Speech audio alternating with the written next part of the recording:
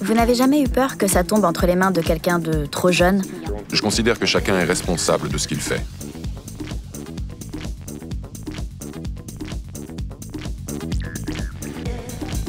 Sai, c'est comme ça que vous voulez qu'on vous appelle? Oui, Vous faites quoi ici?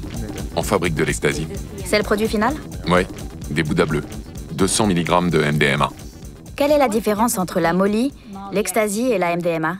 La MDMA, c'est le principe actif qui, à l'état brut, ressemble à des cristaux.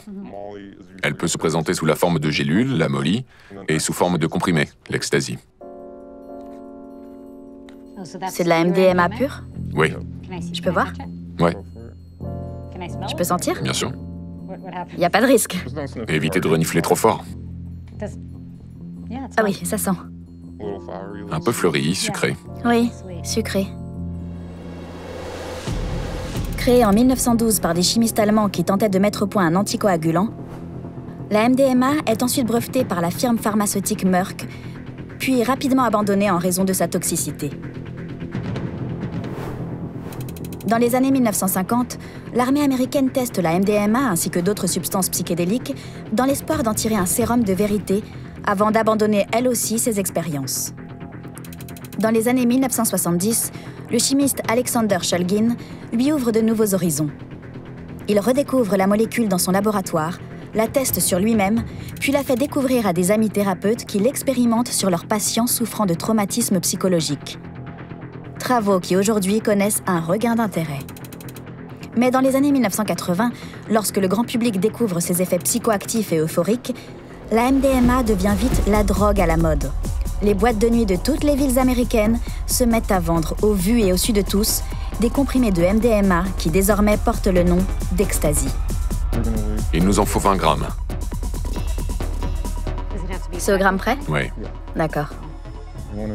On la broie pour que le principe actif soit bien homogène. Il y a de quoi faire combien de comprimés, là? Une centaine. Une centaine? Oui. Ça se vend combien? 20 $ au détail. Donc ces 100 comprimés vont vous rapporter 2000 $? Oui. Combien vous a coûté la MDMA, la matière première?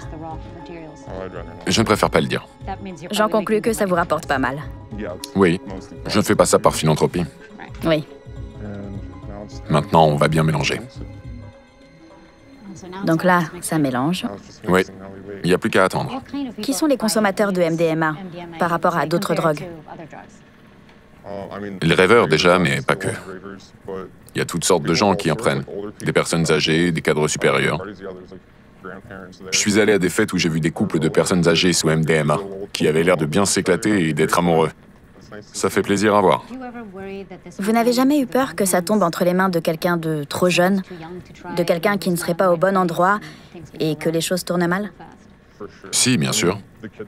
Encore que les enfants, je ne sais pas. Je trouve ça triste, très triste même. Mais je ne peux pas y faire grand-chose.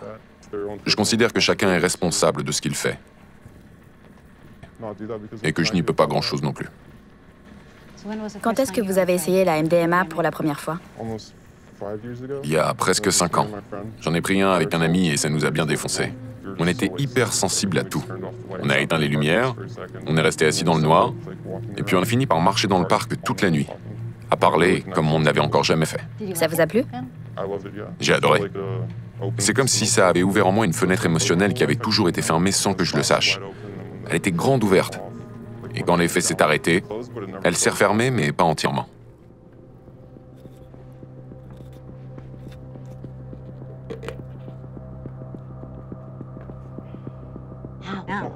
C'est tout bleu.